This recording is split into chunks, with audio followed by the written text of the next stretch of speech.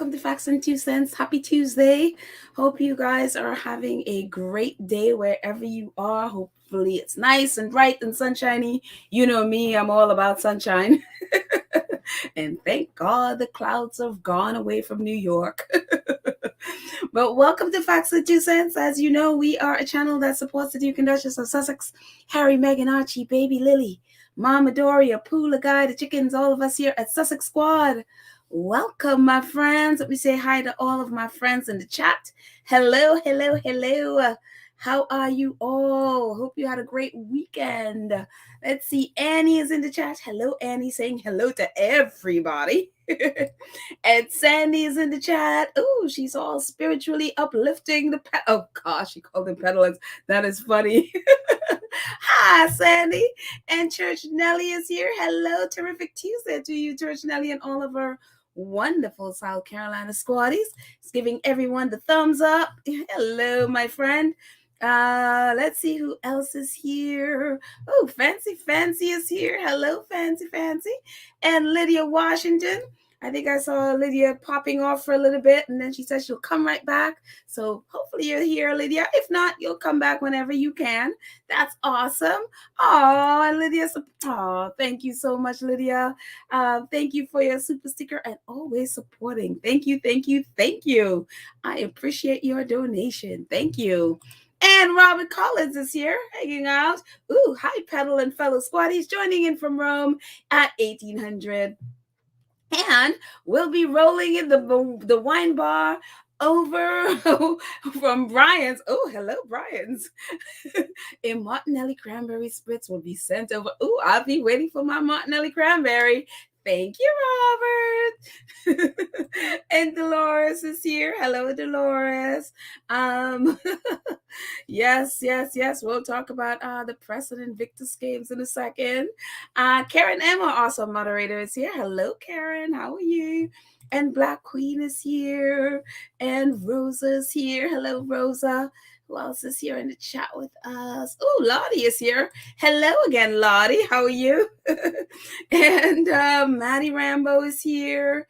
And let's see. Oh, Verda is here. Hello, Verda. How are you? Welcome. And let's see, a couple more of our friends, and we'll say hello to everyone as we go. Let's see, we got Black Queen and Joyce is here. Hello, Joyce. And oh, Kenitha is here. Hello, Kenitha, and Mad World, and Brenda, and Dale. Everyone is joining us. And Joan. Hello, guys, and Hazel. And we'll say everyone else as we go along. But welcome, my friends. Welcome. Again, it's, our wonderful faves are under a tree somewhere in Montecito. As we know, they're still cleaning up over there, after all the rains and all of that stuff that was happening over there in Montecito. So people are getting their lives back together there and doing the best they can. So we want to wish all, all our people out there in Montecito, California, all the best. And of course, our faves are there. They don't seem to have been affected by the storm, at least not too much, at least not that we have heard. So that's wonderful. But, there are other people that were affected. There was a lot of flooding and some mudslide and stuff like that. So we know some people were affected. So for them, wish them all the best as they try to, clean up and piece their lives back together.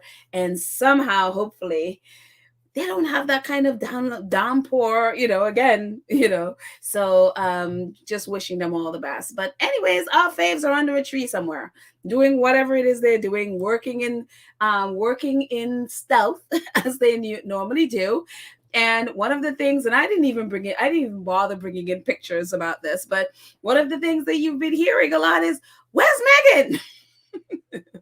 Where's Meghan? And tabloids are coming up with all these scenarios of, she was not really quite with Harry, with writing the book, or some people like it's because that she pushed Harry out in front.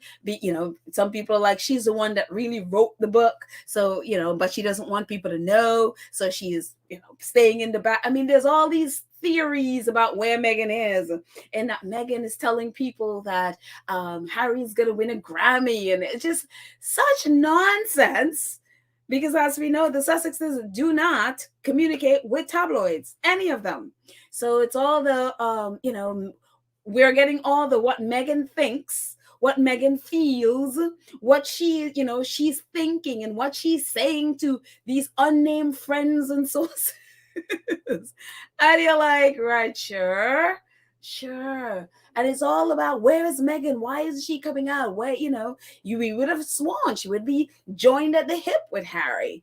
And it's like, my response to that is, none of your business where Meghan is. Mind your own business.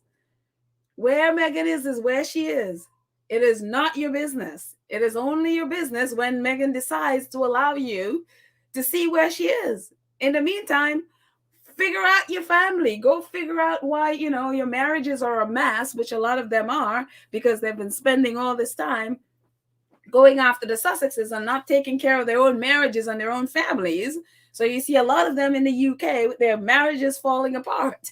I was like, if you spend enough, as much time on your family situation and not on Meghan and Harry, maybe you would be in a better situation, and I wish you all the best with your family. Nobody wants to see anybody, no matter what I think about them. I don't want to see people's families broken up, but on the other hand, mind your business and stop worrying about what Meghan thinks and what Meghan feels and all of this nonsense. What Meghan is doing is nobody's business, not even mine, none of our business. She is home doing whatever it is she's doing, and that's all that we need to know. So British people and British press, mind your business. That's all I'm going to say on that one. And on the flip side, if Meghan was there, it's like, oh, Meghan, why is she always attached to Harry? Why is she? And it's just like, no, you just want to see Meghan so you can attack her and claim that she's the one that wrote the book. Because y'all still don't want to believe that Harry ain't coming back. And you still want to blame Meghan for everything Harry does and Harry's decisions. So there you go. Meghan is where she is. That's all I'm going to say on that one. And wonderful things with Harry's book, as we know, as we've been talking about it. Random House, a worldwide publishing phenomenon, an instant global #1 bestseller, Spare by Prince Harry, the Duke of Sussex, sells more than 3.2 million copies worldwide in its first week, including 1.6 million copies in the US alone. And obviously that was for last week, so we know it's different. We'll get a different total at the end of the week or the beginning of next week. And thank you, Fired, for posting this. Says Prince Harry's book is definitely a global phenomenon. Over 3.2 million copies sold in 1 week. So thank you, Fired, for posting that. And of course, let's see this. Oh, well, let maybe move myself out of the way there. There we go. This is wonderful. Book Riot. They put all the #1s together. And as we can see, Spare, #1 on all book 4 charts, which is the New York Times, Publishers Weekly, Amazon, and Indie bestseller. And #1 obviously is Spare. I mean, it is so fantastic to see this. It's like #1 in all the 4 bestseller lists, and it's amazing. I am so proud of Prince Harry and all the wonderful, accolades and all the wonderful. Again, I haven't seen, let's just leave the British press nonsense. I don't even consider them as journalists, so I don't take anything they say. But, I haven't seen a negative review from a credible reviewer. I have not seen any. They maybe, some of them are, there's maybe certain little parts that they're like, maybe that's overshare, and I don't particularly care for that. But overall, the reviews have been stellar. And it has been wonderful. And again, I love just seeing different people talk about Spare. And I saw this online. I'm going to move my subscribe clicky banner thing scrolling in the bottom. Again, if you're new here and you have not subscribed to our channel, go ahead and click the subscribe button and click the notification bell so you know when we drop a video. Please like if you're in here, just like the video, share the video, join if you can. We'll talk about that in a bit. So it's going to move this banner out of the way so I can get all of, and also move the brand out of the way. There we go. So we can get all of this and I can read it without interruption. But yeah, Ashley Stewart, and she is a journalist from Toronto, and she wrote, as you can see, she's an investigative journalist, and she's been in, war fronts. It seems that she's been in Ukraine, Canada, Jakarta, Dubai, different places I guess she works out of, and so seems she has been in different war zones. She says, I don't have much in common with Prince Harry, but the way I was nodding my head at every line in his description of what it feels like after coming home from a war zone. This is it.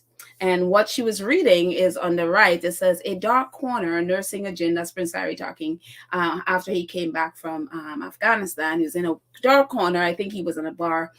Dark corner nursing a gin and tonic. Then them laughing and chatting and making all sorts of plans for trips and projects and holidays. Everyone seemed so loud. Had they always been so loud? They all said I seemed quiet. Yeah, I said, yeah, I guess so. How come? No reason. I just felt like being quiet. I felt out of place, a bit distant. At times I felt sort of panicky. At other times I felt angry.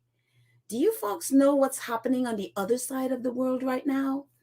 And so that's Prince Harry, just, moments coming back and hanging out with his friends and realizing, wow, it's like, it's so different. And I've heard this exact same thing from Vietnam War veterans, because we've interviewed them, quite a few of them, especially especially the women, talking about what it was like for them when they came back and from Vietnam, and just they come from a war zone, and then you come back to a place where, people are dancing in the street, music in the streets. You go into a grocery store and everything, just there's so much stuff and you're not used to all this stuff, and there's all this loudness and all this.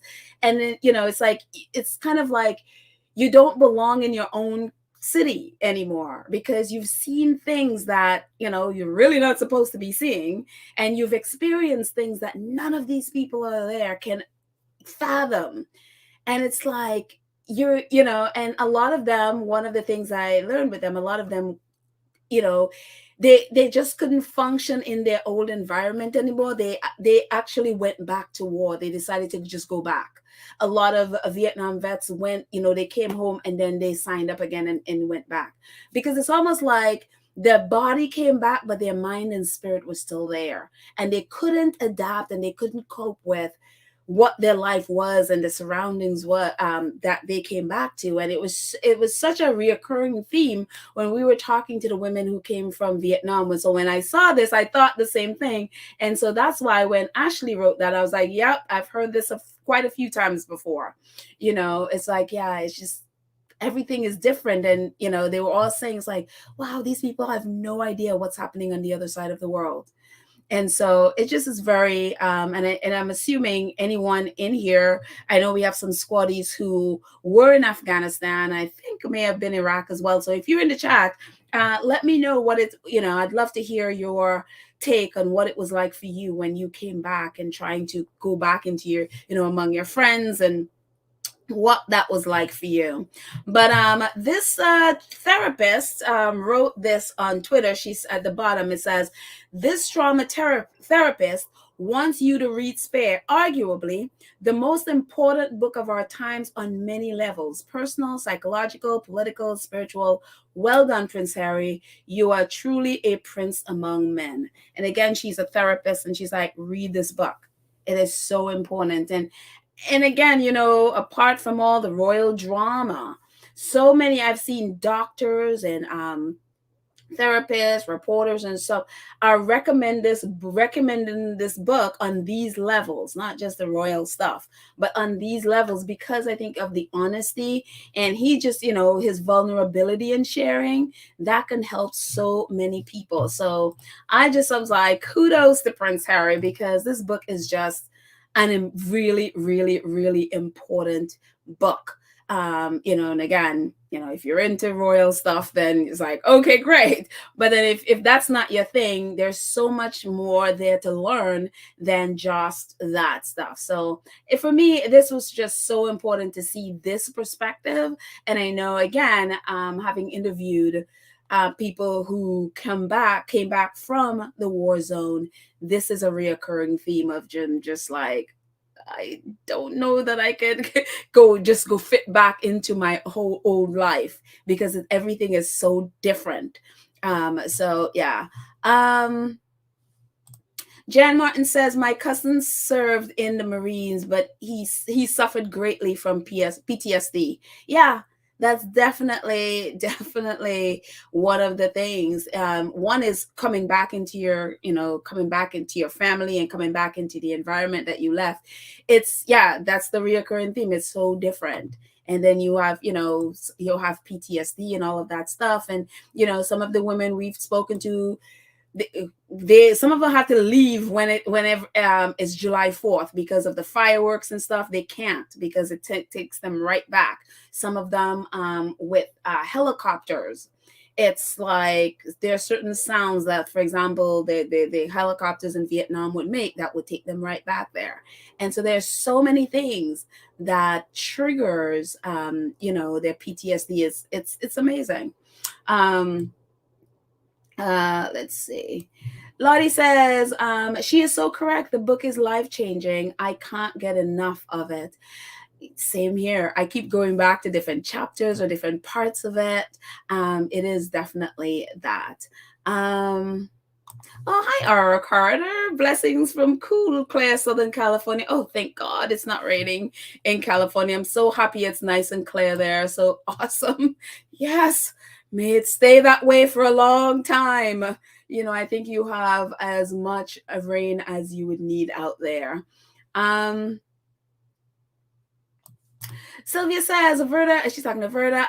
Yes, I'm so proud of Prince Harry and Princess Meghan. They are a team. Prince Harry said he could not have done this without his love, Meghan. Yeah, that we were reading the his acknowledgments at the end of his book, and it's just like profusely, thank you, love of my life. I couldn't do this spiritually, mentally, physically, all of the other stuff he mentioned without you. And so, yeah, absolutely. Let's see, before we move on. Eleanor says, it is why Invictus is so important to servicemen and women. Yes, absolutely. It is absolutely so vital and so important. So like he said, when at the end of the last Invictus game at The Hague, when Harry was doing his final speech at the end, that was one of the things he said, that he did a survey. And that's one of the things that people have said, if it wasn't for the games, a lot of them would not be there today. They would have taken their lives. And the games has really helped them to have purpose in their lives, to see that, wow, we can change. Things can get better. And so it is one of those things that is just really, really changed so many people's lives. And I mean, Prince Harry's friend JJ always talks about that. And now here, he was part of the games, and now he broadcasts for BBC and all of that stuff. His life has completely changed because of Prince Harry and the games and so many others. So it is just really, really, really wonderful. So yeah. Let's see.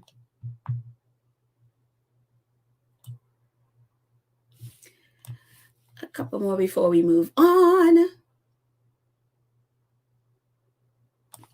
Jan Martin says, Mad World, I agree with you. Our servicemen and women definitely deserve to be taken care of better when it comes to our healthcare system. I'm telling you, they need to be given first priority in all these things. and amazingly enough, what's even though it's not the greatest now, you know, it's nowhere near where it was. For example, when men and women came back from Vietnam, there was literally nothing. They would even deny that, that they would even deny the illnesses from Agent Orange and all of that stuff. Women, the men got very little and the women got next to nothing.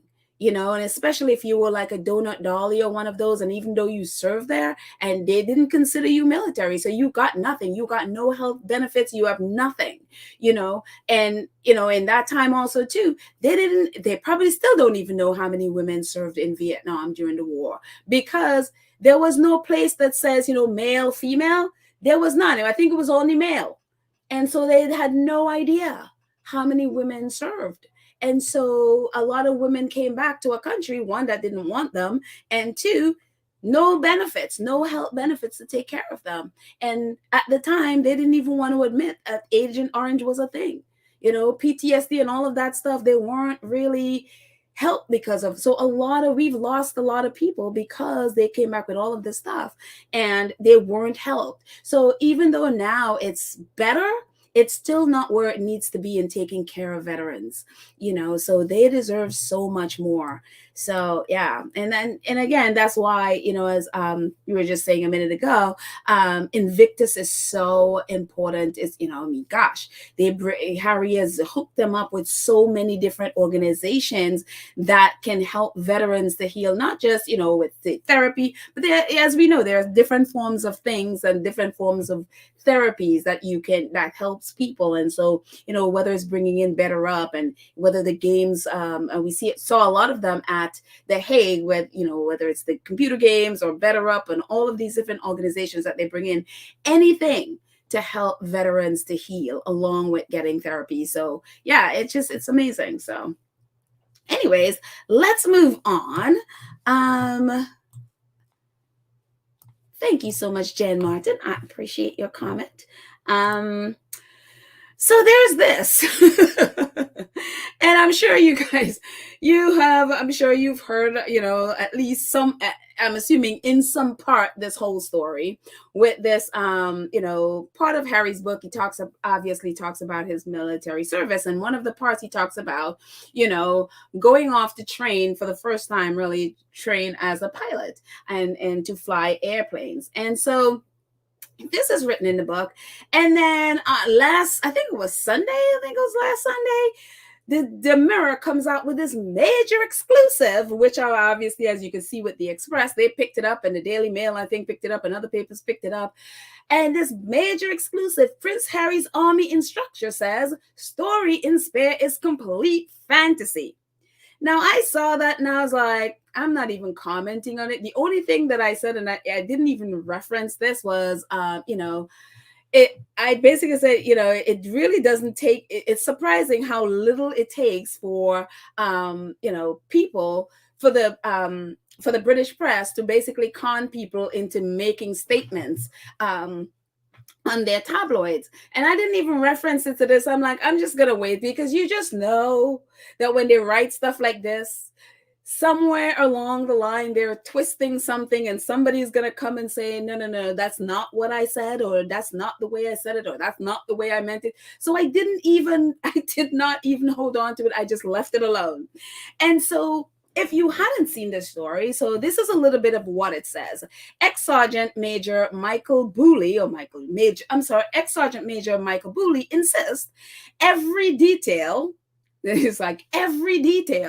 of training flight is discussed beforehand, adding he is in shock after learning about Prince Harry's dramatic account in his memoir, Spare. And then it goes on, the article says, Prince Harry's dramatic account of a suicide training flight is fantasy, says the man who was sitting alongside him. The royal claim in his autobiography that an army instructor deliberately stalled their Slingsby, whatever it says, T-69 Firefly propeller plane without warning. But ex-Sergeant Major Michael Booley insists every detail of training flights are discussed beforehand. And he tells the Sunday Mirror, I am staggered by this. I'm in shock even. His clear vision of the incident suggests Harry has come up with yet another porker after a string of claims in his book that were proven to be inaccurate. All of this is a lie, by the way.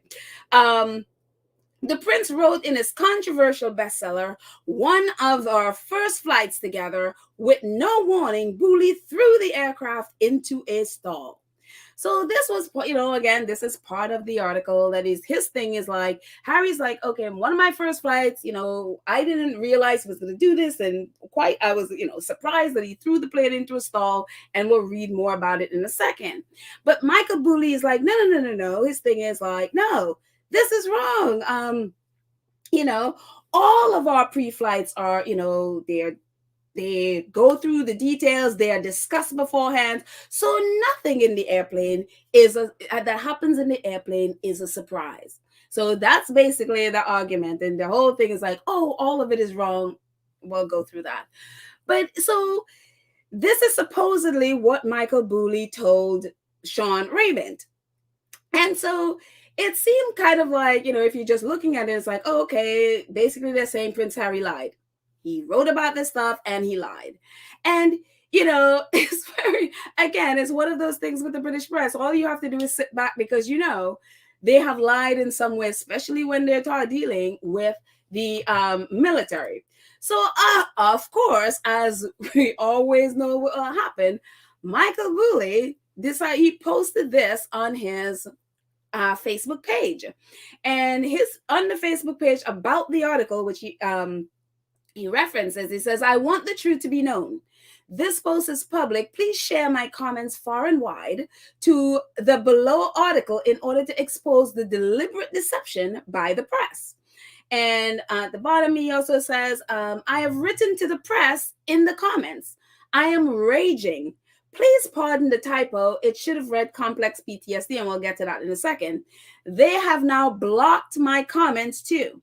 So he is responding to the fact that, the Mirror wrote this article about him, and he's come challenging the article, and they blocked his comment. I guess they don't want people to see him challenging the article about him. And so this is what he said. And just, in case you've read this before and you know about it before, just, please bear with us. Some people may not have seen this. So, just bear with us and we'll catch up. So Michael Booley he says in the comments, and this is what, someone shared it on Twitter, and then it's been going around Twitter yesterday. And it says, "I am Michael Booley, Harry's former sergeant major, flying instructor, quoted in this article. Out of the blue, I was contacted by the press to be made aware that they were writing articles, and I was named in Harry's book Spare. I was offered an opportunity to comment on it. I was completely unaware of this, and as I had not seen it, I was then provided with an inaccurate version of the book, translated. That's the Spanish translation that they presented to him. And in response, I expressed my concern about any possible detrimental narratives from the outset. I later saw the English version and highlighted the differences to the press." He goes on to say, I was then assured that if I offered any comments, they would be reported on accurately. Stupidly, and against my better judgment, I proceeded on trust. I made it absolutely clear that Harry was an exceptional student, and I had nothing but utmost respect for him. I highlighted some inaccuracies in the book, in particular reference to flying sorties, but felt that they were probably not Harry's words and highly likely to be dramatized due to the fact that the book was ghostwritten. I didn't know the ghostwriter, and I certainly did not blame him. Not once did I say anything derogatory about Prince Harry, and I certainly never said it was a complete fantasy, which was the headline of the article. As the article headline would have you believe, I made it clear to the reporters that I would not approve anything derogatory, yet here we are. I also made it clear that I myself am suffering from, it's actually complex, as he said it on the left, from complex PTSD, and I'm under treatment for it. and any misquotes or twists could potentially impact my health and well-being. I feel let down and betrayed by them.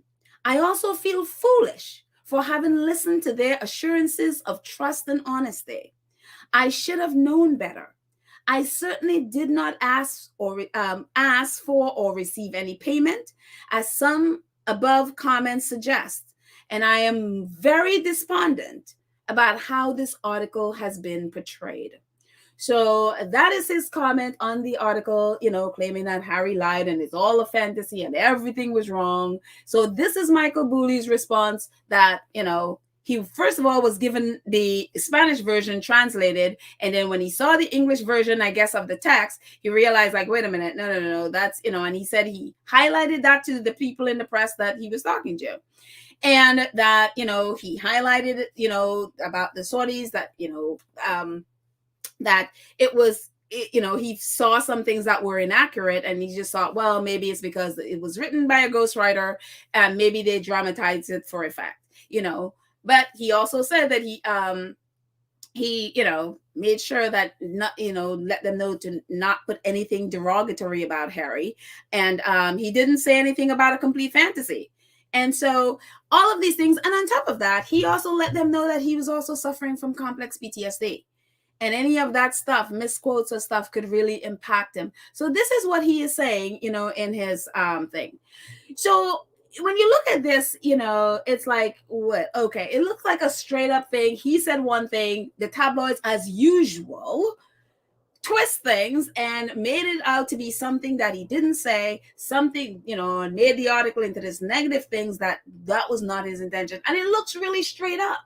But when you dig a little bit further, you realize, like, wait a minute, this is a little bit more nuanced than it really, seemed like this straight up. He said something, the tabloid said something else, and the tabloid misquoted him. And so it's a little bit nuanced, and I had to do a little bit of digging to find, I was like, okay, this is interesting, but let me go find out. So I went to his Facebook and I, looked through his comments under the post that he made, and lo and behold, there he was there commenting and sort of explaining his what actually happened with that. And so I realized that this is a little bit more nuanced than it looks on the outlets that, it's just the tabloids just misquoted him, and the tabloids are awful. This was one of the things he posted as well. It's like, I'm absolutely raging. As I feared, the tabloids have completely twisted my complimentary comments about Harry and misquoted me. Never, ever believe what you read in the papers. That's what he says. You can see Michael J. Booley. And so when I went into his comments, some things that really stuck out for me, because I wanted to understand this story a little bit more. And so when I realized that there, some of his army friends and stuff were, saying, yeah, I'm so sorry this happened to you and all of that stuff. And so this is a little bit more detail about what happened. His friend, I guess this is a friend, Michael Farrington, he's seemed like he's an army guy. He said, better to have stuck to your guns, Mick, and said zero. They can twist a word, never mind a paragraph. The press has no loyalties, ex-vet or not. And so Michael responded, you can see on the left, Mike Farrington, this is one of the reporter's approach. He lured me in and suggested that my reputation was at stake, because whatever Harry wrote, he's saying the reporter made it seem like his reputation was at stake. That's why he decided to speak. Again, his first thought was, I'm not going to say anything, to the press. And he's saying that he was lured in. And the reporter that he is talking about, one of the reporters, Sean Raymond, as you can see in the bottom, Sean Raymond is an ex-para. He's from the parachute regiment. He's a former vet. He's a vet, I should say. And as you can see on the top right, Sean Raymond is now a reporter, and he's the one that wrote the article that we just read in the Mirror. And he said, and so Mike posted this screenshot on your right. This is a conversation he had with Sean Raymond. And so he posted, and you can see at the bottom where it says Mike Farrington on the left. This is a screenshot he posted, and I just blew it up so we can read it. So this is the reporter, Sean Raymond, who is the who is the vet, he said, "Hi, Michael. My name is Sean Raymond. I am a journalist and a former member of the Parachute Regiment. I'm also an acquaintance of your former colleague Mick Galston, who took me up in an Apache in 2005. I know you were speaking to Cameron from the Mail on Sunday last week, and the story didn't run. I was also working on the story, and I'd like to try and run the same piece in another newspaper, if that's okay with you. I think it's important for your reputation that people know the full facts," or as he said at the bottom, it's actually the full facts. "Best wishes, Sean." So one of the things we learn up here when this is Sean reaching out to Michael, is that Michael was also speaking to a Cameron from the Mail on Sunday.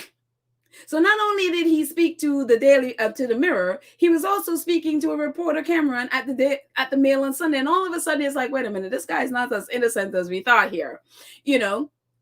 And so Michael Booley responded, "Hi, Sean." And he says, "I am occupied at the moment, and I assume you have my exchange with him. I stand by all that I wrote." And then at the bottom, Sean Raymond responded, "Okay, that's great. Can you send me pictures of you and Harry, the same one you sent to Cameron, please?" And so things you're finding out from, Michael Booley. This is the same one that was like, "Oh no, they misquoted me," and all of those things. First, he was talking about Cameron from the Mail on Sunday. And then you find out that, he had given him, whatever and down here he's saying, whatever it is he gave to Cameron, he stand by all of it. And then he also sent Cameron a picture of him and Harry to the Mail on Sunday, the same paper that Harry has been like screaming about what they did. This is what Mike did. And also, you can also see, as Mike did say, Sean did make it seem, it's like, "I think it is important that for your reputation that people know all the facts about, whatever the training, all of that stuff." So he did lure him in with that, your reputation was at stake here. But it's, for me, very interesting that the Mirror is not the only person that that Michael Booley spoke to, that he spoke to the Mail on Sunday as well. And for me, it's very interesting, because I'm like, well, if the Mail on Sunday had this and they refused to run it, what exactly did Michael say to the Mail on Sunday why they refused to run this? Mail on Sunday, right? They run with everything for Harry, but, as he said, he was, his compliments for Harry was too good. So the Mail on Sunday rejected the story. But it's very interesting. And it's also very interesting that Michael Booley sent the Tabloid a picture of him and Harry. And so now Sean Raymond from the Mirror is asking for the same thing. And it's very interesting, again, is that Sean is a vet. And Michael Booley told him that, any kind of misquotes, I am suffering with complex PTSD, any kind of misquotes or any kind of thing can really affect me, can really affect my health, my mental health, and all of that stuff. And here is this vet, not even caring. He did it anyway, not caring that he is affecting a fellow vet, all in the name of taking down Harry. And so it goes on. Michael Booley is talking to someone else. And again, if I am misquoted someplace, the last thing I would do is to be on social media talking to people about it, because you never really know who you're talking to, and they could completely just misquote you again. It's like the best thing to do is say nothing. But, again, here he is on social on his page and talking. This is another person he was talking to. He said to Sebastian, he said, "Thanks, I didn't give," Sebastian was asking, well, why would you give an interview to a tabloid? Why would you do that? He's like, I empathize with you, but I got to criticize you for doing that. And so Michael Booley's response to that, he says, "Thanks, I didn't give an interview. I responded to messages. They searched for me on social media, and I foolishly fell for befriending bait on mutual service, as you know, as a reporter, is a vet, so he said he fell for that. I was concerned about my professional reputation as a result of what they said, alluding to it being at stake. I am ashamed that I trusted them, but my intent was genuinely placed and from a good place. They betrayed me. He went on to speak about it again to someone else. Her name was Brandy. One of the things Brandy asked him at the last paragraph, at least the last sentence of her tweet, she's like, I'm sorry, what happened? She said, what exactly are the inaccuracies in this book that could have ruined your name and life that you felt you had to respond? And so Michael Booley responded to her. He said, references, he says, I was foolish to trust them. I don't want to cover all the points, but suffice to say that the references to the flying sorties in the book are very inaccurate and certainly makes me look unprofessional in the cockpit, should anyone believe the way it's written. However, I believe it's just been dramatized on by the ghostwriter, and it's probably not Harry's version of events. I was simply providing clarity and guarding against any possibility that my professional reputation was tarnished, but certainly not at Harry's expense, as the article would have you believe. And so his thing is like, look, I was trying to provide clarity. I was trying to, how it's written, it's inaccurate. From his perspective, it's inaccurate. And I was just trying to say, okay, this is how we do it by the book. And this is what happened, And so going back to the article, this is what, this is a little bit of what Harry wrote and a little bit of what he is correcting from how the book wrote it. It says, I felt the left wing, this is from the book, I felt the left wing dip, a sickening feeling of disorder, of entropy. And then after several seconds, that felt like decades, he recovered the aircraft and leveled things. That's Prince Harry talking about Michael Booley. I stared at him. What the absolute? Was that an aborted suicide attempt? No, he said gently. This is the next stage of my training. But Michael, who ranks the father of two as one of his top 5 students, dismissed the prince's tale, saying, whilst the book was complimentary to me, the recollection of the sorties and the lessons is inaccurate. I'm afraid it's important to highlight that nothing in the cockpit comes as a surprise. Every sortie is thoroughly briefed beforehand, every single aspect. And so his thing, Harry's saying, I was surprised when he just, stalled the plane. And he is saying, no, but everything is briefed. We talk about this beforehand. It is brief. There are no surprises, like he says. In the cockpit, nothing comes as a surprise. Everything is brief. They know exactly what's going to happen, when it's going to happen. So none of this is up. He is not saying that what happened in the plane, what Harry said happened in the plane, didn't happen. He's just saying, no, he's been briefed before. He should have known. Nothing should have come as a surprise. Me stalling the plane was not a surprise. Me doing all that stuff was not a surprise. That is how it's done in the book. That is how the training is in the book. And then he also said that, how Harry wrote it, like he said, one of the first flights. And he's like, no, when you do these surprise things, it comes later.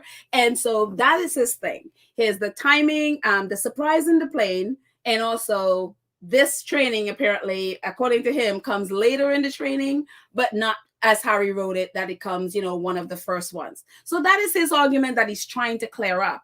And obviously it's like, okay, he sees it this way. And this is his recollection of it. And Harry's recollection is like, this was a shock to me. It was a surprise. I wasn't expecting any of this stuff. And so it's very interesting when I read that's like, okay, what is it? So I went back to the book. And one of the things that is very important, and I always talk about this when we, a lot of times with the British press, is like, reading comprehension is so important when you're doing stuff like this. Because before Harry talks about the specifics of the what happened in the airplane, literally 2 pages before. I mean, as you know, they're very, very short chapters. So this whole thing with his whole training with Booley took up about 4 pages. Very, very, very short. So 2 pages before he literally describes what happened in the cockpit, this is what Harry wrote. He says, as the controversy continued, this is right after that whole him wearing the Nazi uniform, and then all of that stuff blew up, and then him doing, calling one of his friends. Actually, this is the one where he calls one of the Pakistani guys the P word, that the derogatory P word for Pakistanis, and that they call Pakistanis in the UK. This is right after that, and he had just, spoken to the guy, and and his friend, who is a Pakistani, forgave him, but the press was going to town on him.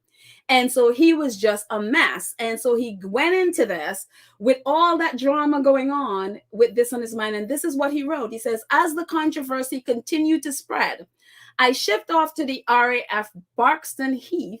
Strange time to begin flight training, to begin any kind of training. My congenitally weak powers of concentration were never weaker. But maybe, I told myself, it's also the best time. I wanted to hide from humanity, flee the planet, and since the rocket wasn't available, maybe an airplane would do.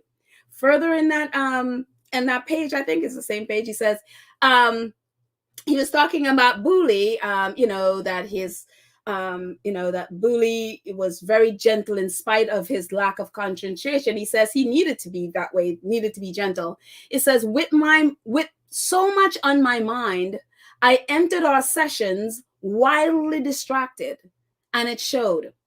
I kept expecting Booley to lose patience, to begin shouting at me, but he never did. In fact, after one session, he invited me to for a motorbike ride in the country. Let's go clear our minds, Lieutenant Wales. And then he goes on to say he went off with Booley to go on a bike ride. And what happened? Pops found him and took photos of him. So he has all of this stuff dealing with. And he already talked about his weak concentration is the worst time for him. His mind he was completely distracted. And then so he went on to say, and I'm going to read this part. He says, on one of our first flights together, with no warning, Booley threw the aircraft into stall. I felt the left wing dip, a sickening feeling of disorder and entropy. And then after several seconds, he felt that felt like decades. He recovered the aircraft and leveled the wings. I stared at him. What in the absolute? Was this an aborted suicide attempt?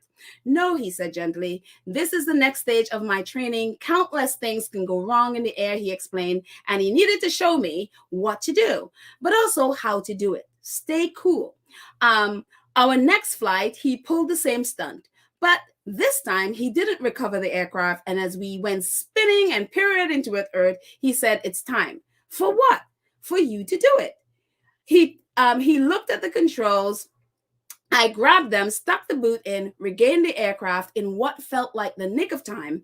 I looked at Booley, waited for congratulations, nothing, barely any reaction.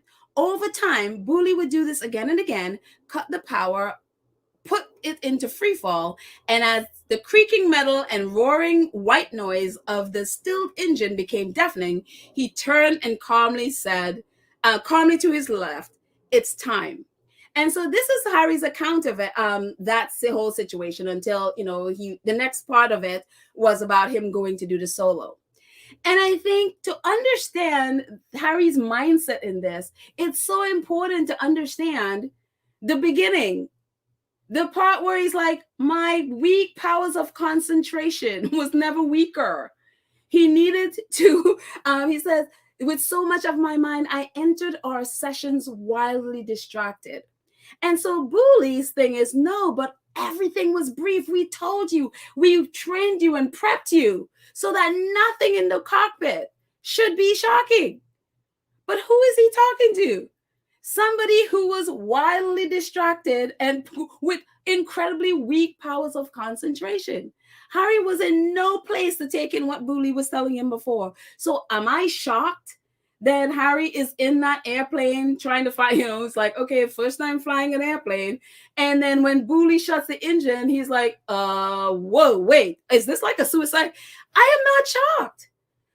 So for me, again, reading comprehension is so important with stuff like this. Throughout this book, Harry talks about his memory, his concentration, how distracted, because again, with all the stuff happening with, people calling him racist and all of that stuff because of the Pocky things, Paps following him, completely distracted, completely at the lowest end. And he's going up and, and Booley's like, no, all of these things, everything we do is by the book. And from his perspective, every single thing he's doing is by the book. But Harry is coming from a place of, I can't even think right now. All I know is that an airplane is falling out of the sky, and what do I do? And so it's, for me, it's again, why it's unbelievable to me. Again, when Booley's reading the book, first of all, he read it in Spanish and then he realized the translation is so off. But I feel like this is why this is a book where you cannot just be picking little portions of it without understanding the context of what he is talking about. And I truly believe Booley that he's like, no, I've been a flight instructor for 30 something years, however he's doing it. Every single thing we do by the book. Yes, for him, yes. And so nothing is a surprise. Absolutely. And so I totally believe that. But again, look who he's talking to.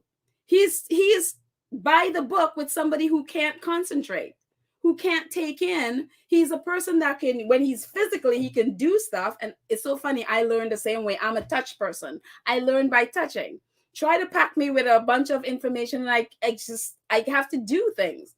And this is kind of where Harry is. He's like, he can't take in what he's done, but he can figure out what, the little bit, he can figure out the things as he goes. And so it's kind of like, what I think is happening here is that I don't think Booley literally read through this entire book. It's like they take a little and it's very clear. You take a little portion of it or a little piece just about you without understanding the context of the things around it. And again, I don't doubt that he went by the book at all.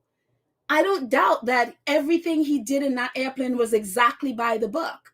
But again, you're talking to someone who you're saying that, no, he's wrong. But you're saying that to somebody who literally 2 pages earlier told you he couldn't concentrate and he couldn't, his mind was all over the place. His concentration was weak and he couldn't focus on what you were telling him. So it's kind of like me as a teacher saying, no, but I taught you, I taught kids, right? Their mind is all over the place. So I could be like, no, but I taught you how to draw a circle. I taught you. And the kid is like, well, I don't know what a circle is. And I could be right that I sat there and taught them, but I have to think of, well, did the student get what I taught them? That's how you know how effective you've been, is if the student got what you communicated. And it's not your fault, but it's just understanding. It's like, no, you're right. And they're also right. You're right in the sense that you taught that, but they're also right in the sense of, well, that's what I got. And so it just is very interesting. And so when you throw the nonsense of the tabloids in there, who go in and twist things, and they take a little piece that was translated from Spanish, and then they twist it to, this is how you come with this mess. And for me, it's kind of like, look, while I empathize with Michael J. Booley and, what they did and how they messed it up. And again, even in the Mirror article, it does say where, he said that Harry is one of his top students and that Harry will always have his hair, that he loves Harry. They are friends with all of that stuff. Even though I empathize with him and they misquoted him and claimed that, oh, it's all a fantasy when he didn't say that. They've now changed the article since he put this all out and people have been tweeting about it. They've now taken out the fantasy part and where they've now put in where it says like, no, it's, they've dramatized it for effect. Now that's what it says, And again, while I empathize that, that he is struggling with this, but the fact is that he knows he should not have done that, because there was another comment where another one of his friends was saying, this is what I told you was going to happen, basically. So he knew he shouldn't. He knew what the press is. He's not going into this really like completely innocent. He knew there was a possibility of them, doing this because of what the press is. None of the people who responded to him, all friends, some of them who were in the military with him, all saying this is what we were saying. They will always twist it. You just don't do that. So yes, he is kicking himself. Yes, and yes, we all make mistakes, whatever. But it's come to a place where for me, I'm like, look, this is the year 2023. Harry can't fight this battle with the press by himself. People who know better need to do better. And we can't accept this. Oh my gosh, I spoke to the press and they took my words and they made it what I didn't, they twisted my words and all of that stuff. You know what they are, especially if you're going to be talking. And again, he didn't only talk to the Mirror. The first people that spoke to him was the Mail on Sunday. You can't tell me he doesn't know and he didn't know all of the things Harry's been doing to alert people and fight the press. You can't tell me that. I mean, gosh, he's been doing it for how many years? How many lawsuits? The man sat there. They did Oprah. They did the Harry and Meghan 6-hour docuseries about this. He wrote a whole book about them. I mean, how much more does Harry have to do? He can't do this by himself. When people are going to be doing this and then be like, oh my gosh, they've taken my words out of context. It is ridiculous. It is utterly ridiculous. So while I empathize, because again, he has PTSD and that's the other part is the person that really did this and really the article made the article really, really nasty. Even if you're correcting something that was incorrect in the book, whatever, the way he made the article so nasty against Harry, it's just like the thing to go back and see is, even though this guy who wrote the article is a vet, he's a veteran. And this is what the press will do. They don't care who they use. They will use a veteran against another veteran in order to destroy Harry. This man who wrote that article, he didn't care that his fellow vet had PTSD. He didn't care. He got an article. He got, and they got Prince Harry and all that stuff. Now it's just like, it's really, really, really sick, And again, that's why it's like when you're thinking in terms of whether it's Harry's book, it's like they will pick these little things. And he was like, all of these string of things that Harry said that was a lie, which is a complete lie. If you read the book, all of the things that they're claiming that Harry lied about is, when you read the context of it, is completely not. It's like, oh, he lied about an Xbox. But when you read the context of the Xbox quote, Harry literally said, well, that's what people said, but I don't even know if that's the case. And it's just like, are you serious? And they're claiming that, oh, Harry lied and said he got an Xbox. Oh, he lied and said, he went to TK Maxx. Well, we've covered that here with hundreds of people sending in their TK Maxx sales. Oh, he lied and said, Meghan booked a flight on Air New Zealand from Mexico. There is no flight coming from Mexico, when Air New Zealand literally tweeted they're connecting flights from Mexico to London. I mean, it's, again, over and over and over. And so again, this is a veteran who is allowing, the tabloids to use him to try to destroy Harry, and using his fellow vet that he knows has PTSD. This is how sick the British press is. But again, the people who speak to them have to take responsibility for what. You can't just be saying, oh, they betrayed me and abused my, trust and all of that stuff. He also has to take responsibility for the fact that he decided to speak to the Mail on Sunday, who inexplicably didn't run the article. And then they used the article, and then he sent in a photo to them. Not only did he speak to them, he said it wasn't an interview. He was responding to them. But it's interesting, he didn't post his response. Like, okay, well, what did you say to them? He didn't post those. So it is just very interesting to me, with all of this stuff. But again, reading things in context is so important. All of this stuff, this is one of the reasons I've always said I was so happy that Harry was so open with his mental state, how he thinks, the things he cannot remember, the things that, he isn't clear about. He's like, he even said, even when you look at this, he's like, okay, the times when these things are, for example, Harry's saying that, this kind of training happens in the first few days, but no, that doesn't happen. It happens later on. And it's like Harry literally wrote in the book that, his perception of time and, is not what it needs to be. Like, he doesn't remember dates and stuff like that.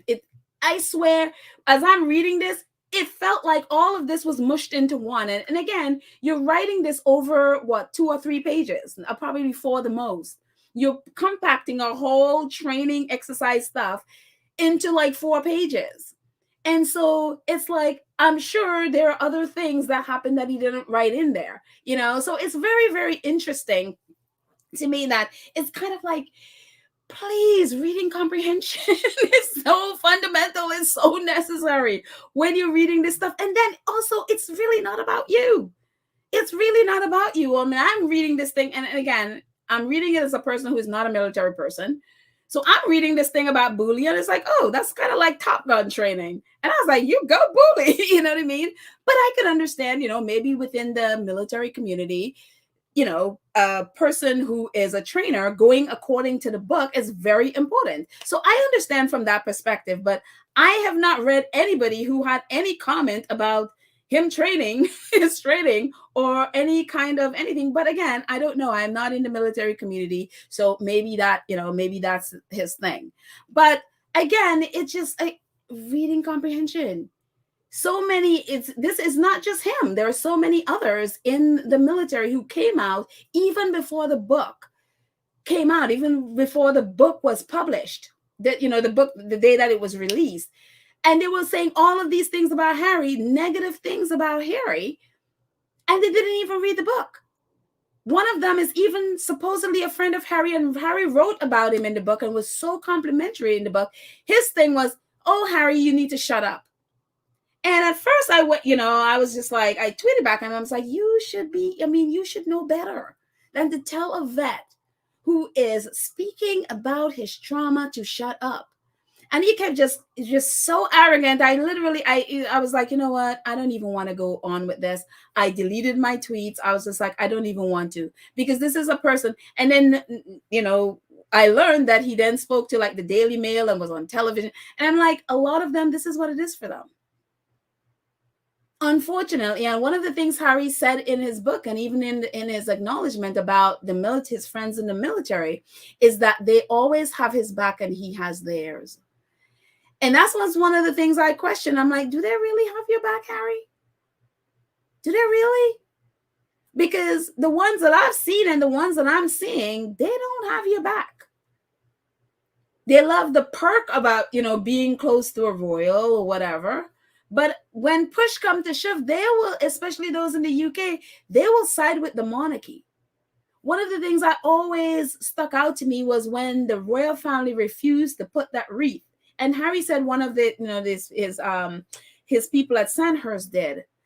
But to see the lack of people speaking out in support of Harry, I'm like, if I'm in the military community and one of my mates was treated that way, and I don't care if it's a family or not, and they refuse to lay a wreath for a soldier that's, did 2 tours of duty in Afghanistan, I'm like, are you serious? I would definitely speak out, so I'm like, I don't know. I question if they do. And so I hope they do. And I am hoping that, the main ones do, but I don't know. So yeah. Lena's like, pedal, move on. Lena, sometimes I need to stop, and I need, sometimes I need to go, speak on things, and I don't move on as quickly, because for me it's important. And so I'll move on as soon as I'm ready. But thank you. Thank you for letting me know you want me to move on. I appreciate that. But again, with this stuff, I am like, whatever you do, please read context and get context about things. So yeah. So Lena, I'm moving on, but so in the same vein, just in case, this was something completely different. Same thing happened to this girl with the Times, and you think, okay, well, this is not technically a tabloid. This is the Times. But as I always talk about, with anything with Rupert Murdoch, even if it's not technically it's a tabloid, if Rupert Murdoch owns it, it is a glorified tabloid. If it's not, say, the Sun and the New York Post and all of that stuff. If the Times, if it's Rupert Murdoch owns it, for me, it's a glorified tabloid. Same thing happened to this girl. She's a girl,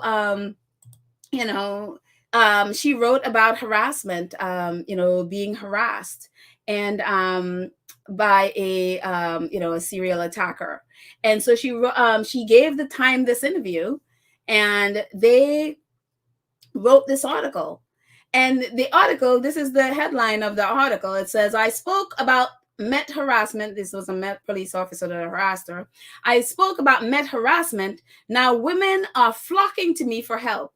In the days after David Kerrick, a serving Metropolitan Police, admitted to 2 decades of campaign of sex attacks, Christina O'Connor has been inundated. And so basically they're saying that she's been inundated with people looking to her for help and all of that stuff.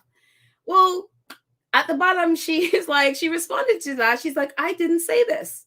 Speaking out about police violence can be extremely traumatic, and it doesn't help when journalists treat you in bad faith and make up words for the sake of clickbait headlines. And the journalist was Hannah A.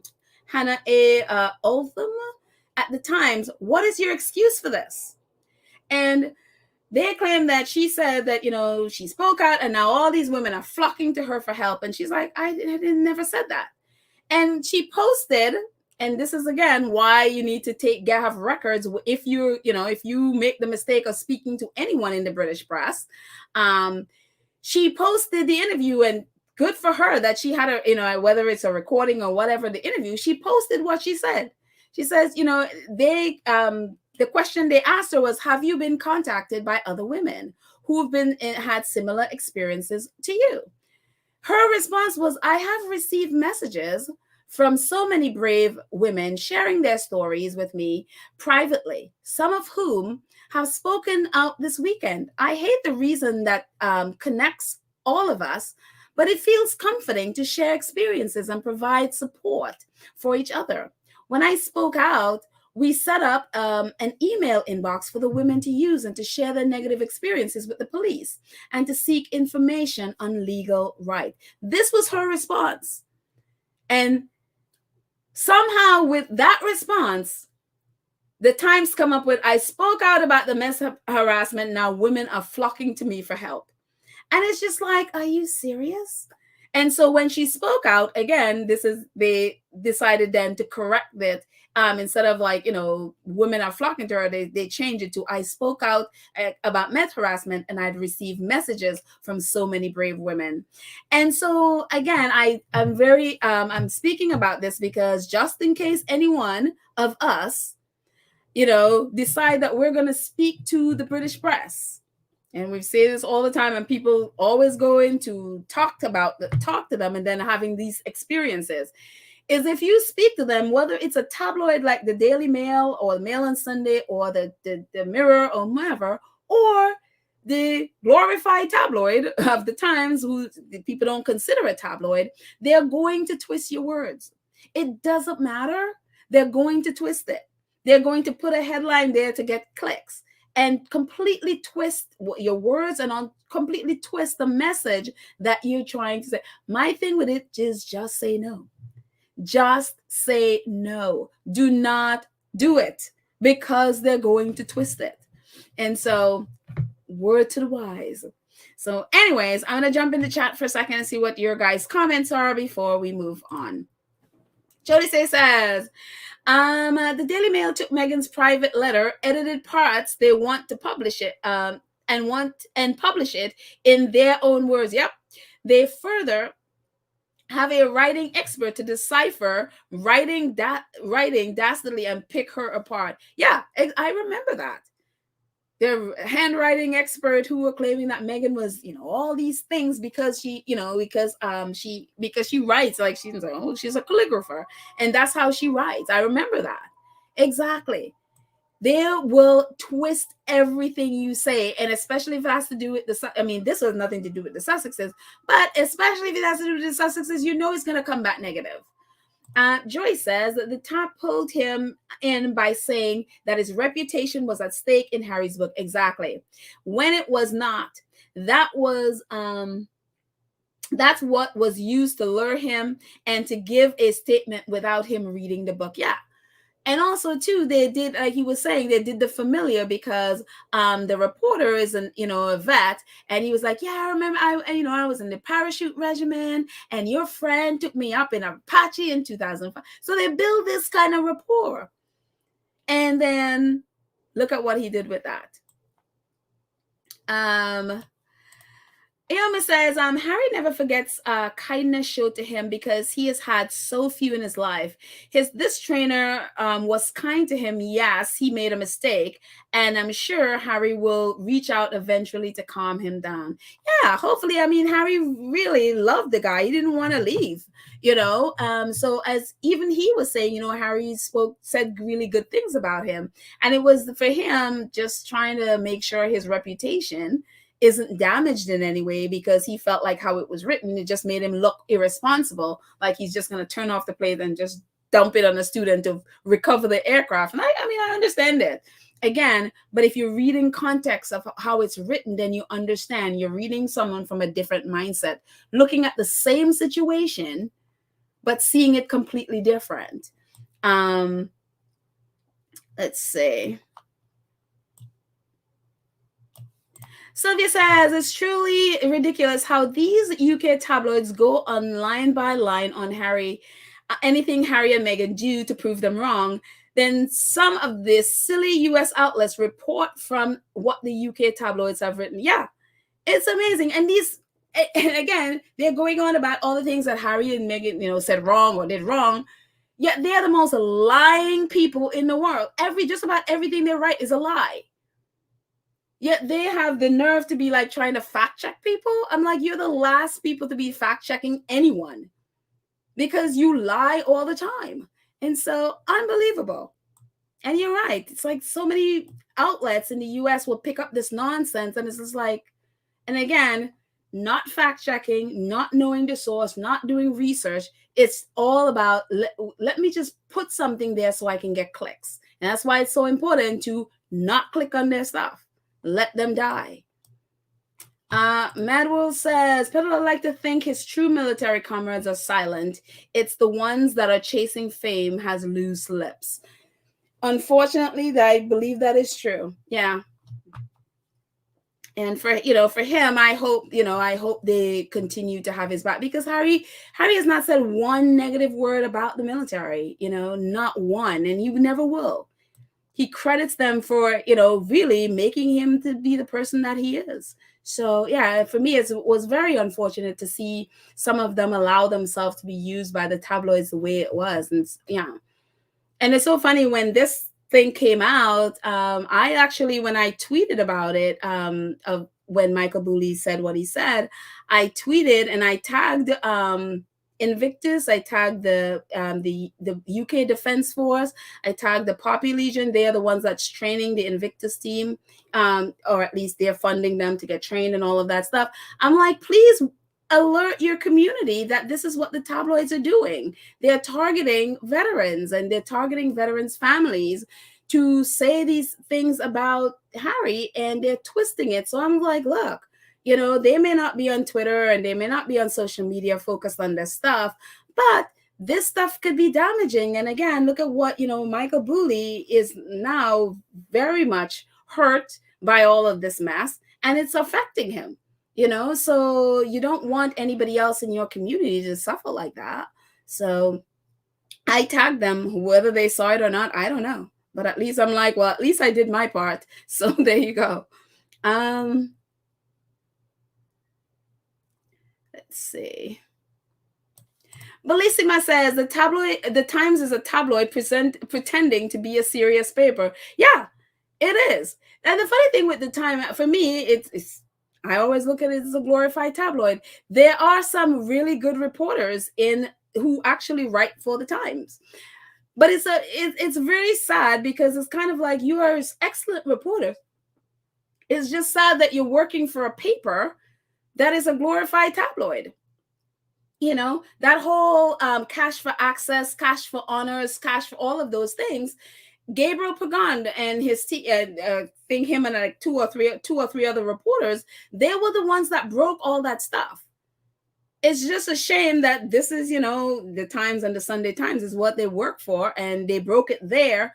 But they're excellent reporters, and it's just like, gosh, I mean, you guys should be working for Byline Investigates instead of working for the Times, because you're actually really good reporters, you know. So the rest of it is just a mess. Kenita says, could it be that those veterans who criticized Harry are jealous of him because he wrote his memoir and is getting paid? I don't know. Whatever their reasonings are, again, the one thing that I've learned with the British press is they are masters of grooming people. They are masters of, I mean, you look at, say, TK Maxx. TK Maxx went out of their way to claim that Harry is lying, that they don't do sales.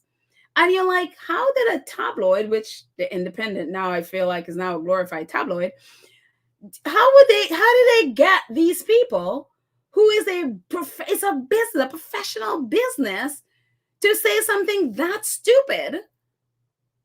And you're like, oh my goodness. You know, you look at the same thing with when there's all this evidence to the contrary of what they said. The same thing with New Zealand Air. How did they get New Zealand, again, a company, a professional company, an airline, to make such a stupid statement that, oh, we don't have connection from Mexico to London? It's like, dude, you guys actually even tweeted it. You know, we don't have first class when there are articles of that your first class is called business premier. It's the same thing. You just have it a different name. It's just how did they get them to do it? And and I think this is the thing that I'm always saying, is like we underestimate the British press, how good they are with this stuff, how good they are with grooming, how good they are with convincing people who normally would be intelligent people to fall for this mess. They are expert at this. So it just, somebody out there who they feel like their reputation is whatever it is, I can see how they could fall for it, because again, if you can bamboozle these businesses to do their bidding, God help the little old person out there just trying to survive. I mean, yeah, it's unbelievable. Let's see.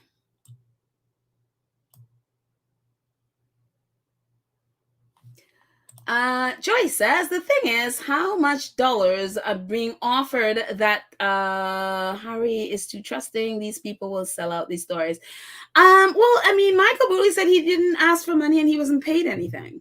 For him, it was about his reputation. So I don't know. I know especially Daily Mail, when they get things, they pay a lot of money for leads and all of that stuff. They do pay a lot. That's why a lot of people, you see people out of the blue saying really stupid things, especially about the Sussexes, because they pay a lot of people to do stuff like that. So Michael said he didn't receive any money, and there's no reason for me to doubt that. There's no reason for me to think any differently. But it's very interesting that they do stuff like this.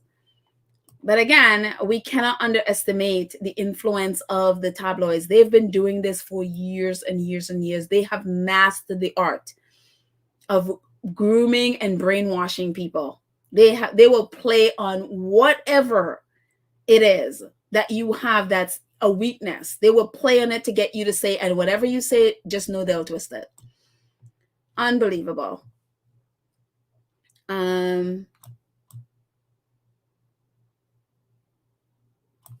Be Strong says, I think they have dirt on people. That is why. That is why G. Okay, so I'm not sure what G is, but yeah, some people I'm sure definitely have a lot on the royal family. That's for sure. They definitely have a lot. Yeah, some people they do. I'm sure. Let's see. Dolores says Stephen Colbert said it. The British press is vicious. I mean, and he is being kind. He is really, really being kind. They are beyond vicious. They are absolutely beyond vicious.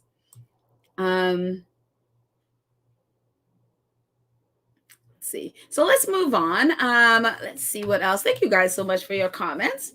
What else I got there? Oh, did you guys see this? I posted the link to this.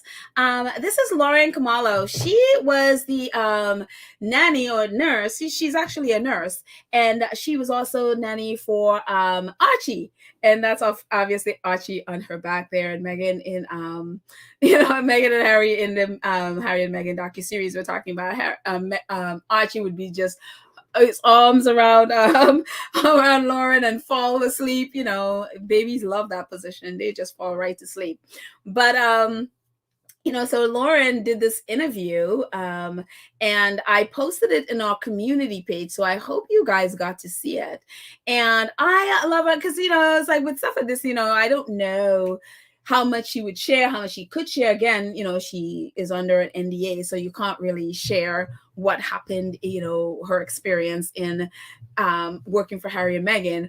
But the things that she shared was so cute. But it's amazing. You see her and she's just this joyful, wonderful, wonderful person. And she just looks like light and bright and just fun. And, the Sussexes love her. Yes, Josh Nelly. Archie he's so adorable. I know. So look at that picture, my favorite person, Lauren. And I hope they, stay in touch that, that when that he remembers her, because obviously when they left Toronto, she went back to when they left, Canada, she went back to London to her family, and then they went to move to California. But in this interview, again, Lauren is just such a wonderful, she just looks like this bubbly person. But then you hear her life, and it's just like, oh my gosh, the things that she has gone through in her life is unbelievable. So definitely, if you haven't, the links to it, I put the link to the whole interview from YouTube, so you can actually just watch it. She talks about when she was younger, her husband died in a car accident, and it was just so like, first it was kind of like one of those arranged marriages, but she really loved her husband, and but he died in a car accident, and then she desperately trying to recover and trying to heal, and the community church that she was with wasn't supportive, and so it really damaged her. She moved to the UK trying to pick up the pieces, to make money to send her, to help her child who stayed with, as a lot of us who grew up with grandma, that's usually things. Mom, you moved to either the US or the UK to make money and to send home to take care of you, and ended up in this incredibly abusive marriage, and really incredibly abusive. And she had to, and then obviously she had I think 2 other kids, I think, with her, and she had to either 1 or 2 kids. I all of a sudden I'm forgetting. And then having to move into like a safe house to protect her from this abusive husband, and just her, and then her, deciding what it is she wants to do in her life. And then she started doing nursing, and it's just incredible. And it's just seeing how, even at nursing, she decided she wanted to do pediatrics, and then realizing that, wow, moms leaving the hospitals, some of them don't know, really how to take care of what, about we could, so she, and I think someone else in the hospital would teach the moms like how to do the feedings, how, all the things you need to know when you have an infant, when you're taking an infant home from the hospital, and so they decided, oh, we could do a business with that, teaching moms. And so somehow she got connected through that, taking care of this girl, Maria, who used to work for Harry and Meghan, taking care of their kids, and then she was friends with Maria, and then Maria hooked her up with the Sussexes. And it's just this really amazing story. And she's so positive and so encouraging, where, now, after working with the Sussexes now, and really she's focusing on trying to bring this kind of support and this kind of program back to Zimbabwe. And it's amazing, the things that she's doing. And especially she wants to work with moms who who are addicts, but don't want the system to take their child. And so it's trying to help the mom to learn how to be a mom while, maybe detoxing or whatever they need, and trying to bring all of this stuff to help others. And it's just, she is an amazing woman. So I just, if you guys, if you want to, definitely go and just hear her story. And she's such a delight, and again, you look at that beautiful face, and she's just so bubbly and energetic, and then you hear her story, and it's like, oh my goodness, and I just, yeah. Black Queen says, yeah, she was a godsend to the Sussexes. And I think Meghan even said that she took care of them. She not just Archie, she really took care of them too. And so she is just, she is just such an incredible person. And of course, she didn't share much about the Sussexes, other than, she bought these heels and she was all dressed up. She went there, including getting a ticket, a speeding ticket. She's so nervous. And she got there, and Harry is, as usual, bare feet in jeans and t-shirt. And it's just like, yep, that's them, bare feet. These people do not like shoes. They don't like shoes. But it is just, I absolutely, again, if you haven't and want to find out about her story, please do. She is quite delightful. Cuddy Bomber, thank you so much for your super sticker. Thank you. Hopefully it's wonderful out there in Switzerland. Thank you so much for your support. V Thomas says, thanks for sharing the interview of Lauren. I enjoyed it a lot. What a strong woman. Yes. And what did you guys think, for you who saw it? Her relationship with her mom. Oh my goodness. It reminds me of Meghan's relationship with Daria, her mom. It's just like, oh wow. It's just really beautiful. Queen Bee 1118 says, I listened to her interview. Her story is so compelling. Yes, it is. Sherry says, I just finished watching the Breakfast Club interview with Archie's former nanny, Lauren. Love the interview. She's lived a life, and she is so intelligent. Yeah, she is incredible. And again, she is a nurse. So, sometimes like, oh, nanny, and she's like, yeah, I'm both. I'm a nurse, and I'm also a nanny. So she doesn't feel like, oh, don't call me a nanny or anything like that. She embraced all of it. She embraces all of it. And I love it. Let's see. Some more. And Fu says, what a beautiful picture of baby Archie and his loving nanny. Yes, I know. It's so beautiful. Absolutely love it. And it's so funny because she says, since she was on the Harry and Meghan docu-series, now people know her, and I guess people are reaching out to her because obviously the press wants all the deets, but I'm glad how even with this breakfast show, she didn't give away anything other than, when she met them, he gave her a big hug, and it was so nice, and Meghan was so beautiful, and that's about all she's, pretty much said about them. They had a wonderful relationship, but obviously she's under NDA, so there are things she cannot say about her time there. But she, again, she was under Harry and Meghan docuseries, and I didn't know she was on social media. She has all these social media, I think 2 or 3, I guess. And she said she just did not post anything there because she didn't want to, by accident, post something, that she wasn't supposed to post. And so she didn't want. And she's a very private person, she says. And so she didn't do any of that stuff. So yeah. Oh, awesome, moderator Lydia. Hi, Lydia says, "Oh, she is so adorable." He is quite adorbs. Leg says, "I saw it. It was quite moving to hear her story. She's amazing. She really is." Annie says, "Little Archie looks like a doll." So cute. He does. He really does look like a tiny little doll. He's like, "I'm bundled up in a mud cloth." Amazing. Let's see.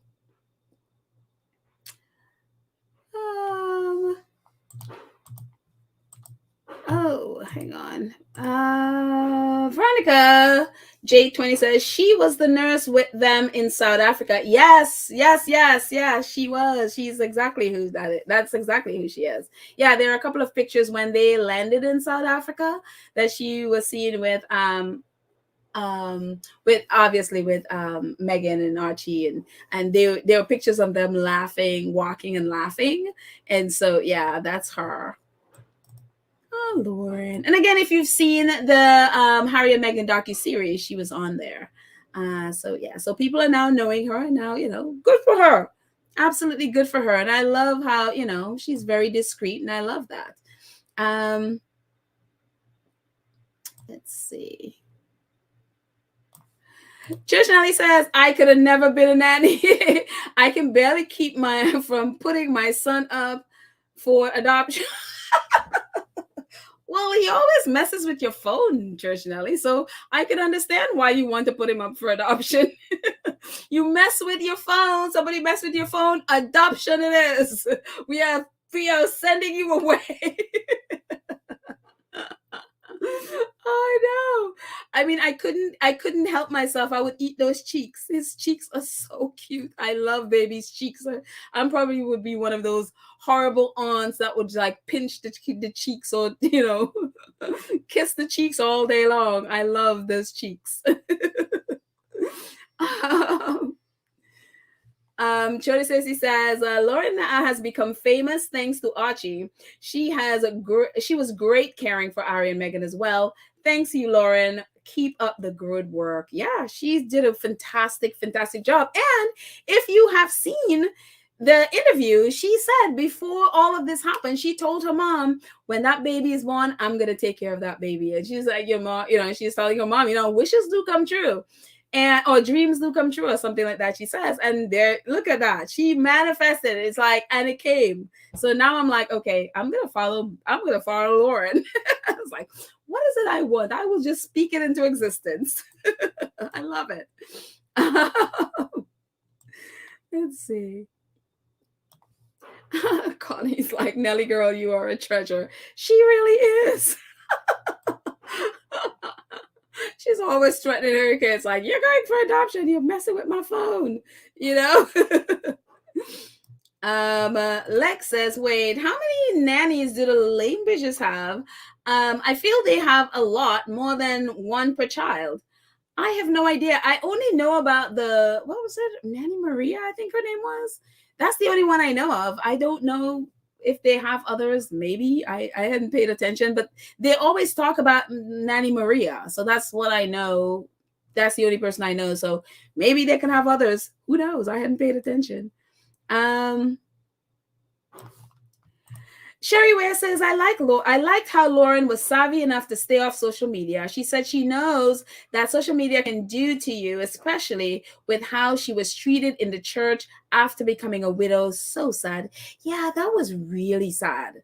That was really sad that some people thought that, now that she's a widow, she'd try to, I guess, make a play for their husbands or something. And, it's like they basically stigmatized her. And it's just like, oh my gosh. That is so traumatic, because that's supposed to be a place where, you're embraced and helped, and, a place where you could talk and grieve. And goodness, grievances. That was just, that was bad. So I am so happy that, with all of that, that she, was able to be like, okay, that could have really taken her out. And she just fought her way through, and look at where she is now, so kudos for her. Let's see.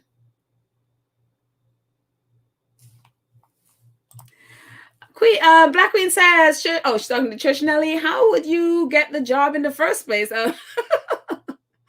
JK, the kids would have fun with you. Just don't let them get in the moonshine. Imagine a bunch of kids running around with drunk on Church Nelly's moonshine. that would not be good. That would not be good at all. Dory says, no shoes, ground your feet to the earth, yoga vibes. Very, very, very true. Definitely true. I mean, if you were raised in the Caribbean, I was raised in Trinidad and Tobago, we would run around all day with no shoes. That's how, I mean, I don't do that here at all. I always have my shoe on. And but yeah, in the Caribbean, we would be running around all day, other than when we're in school or going to church or wherever else we're going. And when we're home, bare feet. We'd be playing all these games bare feet. So yeah, I totally understand that. I definitely have grown out of that pattern, but yeah. Of course you would, Church Nelly. Of course you would volunteer to be Nacho's kids. Their kids, Nano. Of course. I could see Nacho's wife be like, let me keep an eye on that nanny. Kids Indoor says, legs, I guess 3 nannies, 1 butler, each child. Oh, okay. I didn't know that. I hadn't paid attention. So talking about the Cambridge's family, apparently, according to Kids Indoor, she says 3 nannies and 1 butler each child. Okay. Didn't know that. So interesting. Absolutely interesting. Let's see. Sylvia Dixon says, yes, Princess Meghan said she took care of them, but especially Meghan, per Meghan. Yeah, she did. Because again, Meghan was going through a really difficult time. And so, someone like Lauren, who's been through difficult times, I'm sure was able to help her. And I am always of the belief that, whatever struggles you're going through and have gone through in your life, it's not just for you. Somebody, somewhere, that you are going to meet somewhere in time in the future is going to need your help, and you're going to need what you've learned from that struggle to help them through. And so, it's sad that Lauren didn't, she had her mom, thank God. But I'm happy she's the one that was there, that was able to help Meghan in, her time of desperate need in whatever way she was able to do it. So yeah, amazing. Kizendora said, I think you're it today. Church Nelly, leave Nacho before his wife has a chat with you. Sharon Davis, yep, it's just me. Or Mumbles is wearing more eyeshadow. Okay, I'm going to leave that between you and Sharon, because I have no idea. I didn't pay attention to her eyes. Let's see. R95KA says, Prince Harry Spare Transworld Bucks reigns at the top of the UK official top 50 for a second week, selling 82,538 copies for its first full week on the shelves. Yes. So, cool beans. Harry's book is doing great, and I'm assuming that's hard copies and not and it's really weird. I think some, especially reporters, I think somehow they haven't come into 2023 or even say 2020 or even before that, because they're like, oh, it's only sold this little much in a bookstore. And it's just like, most people like moi, we get our stuff via Kindle or audiobooks. We don't go to a store and get a physical book. Although some people like my mom, would rather get the physical book. She, refused my offer of, letting her sharing my Kindle with her. She, she wants the physical book. I'm like, okay. Some people are like that, but the majority of people we'll get it via Kindle or get an audiobook, which I have both, but I definitely recommend the audiobook. Hearing Harry narrate his story is, it's amazing. So definitely I would say that one. Let's see, more comments before we move on. Let's see.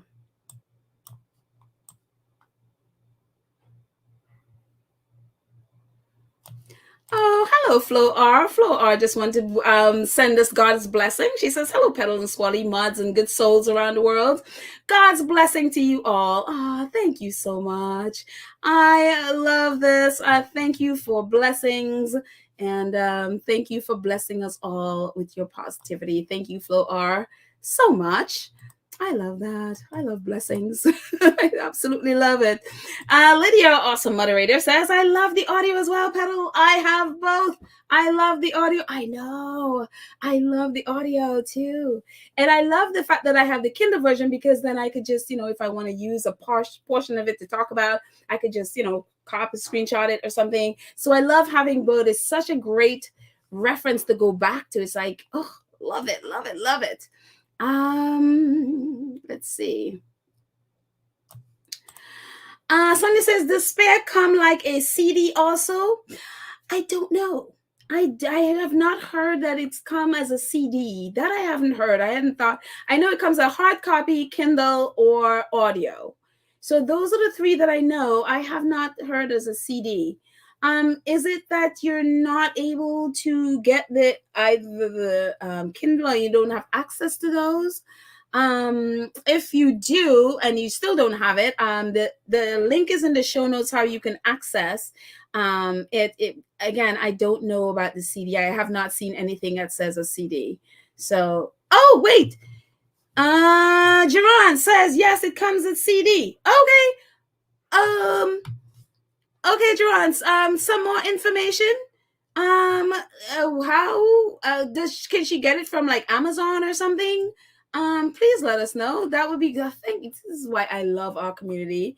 Like, when I don't know, you have the answer. So that's awesome. So if you can let me know how she can get it via CD, that would be great.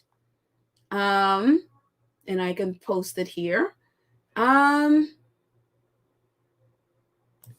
Karen M, our awesome moderator, says, Pedal, I have all three because I love Harry's voice. And with the Kindle, I can read along the hard copy for keepsake. Yeah, there you go. There you go. There you go. That's awesome. Oh, wait. Where is it? Oh, Kids Indoor says, Pedal, the CD, check on Amazon. Right now, it's at $50. Oh, my goodness. It's at $50. So there you go. Amazon, check Amazon for the CD. It's $50 for it. So there you go. And cool. Maybe it has some special features and stuff on it. I mean, I don't know. I don't have like a CD player or anything like that. My computer doesn't have any of that anymore. So I wouldn't know. But yeah, $50 on Amazon. So there you go. And again, if you're not able to access, say, if you want the audio and you're not able to access Audible, Spotify, you can also get it on Spotify. So that's a good place to get the audio as well. So yeah. So let's see.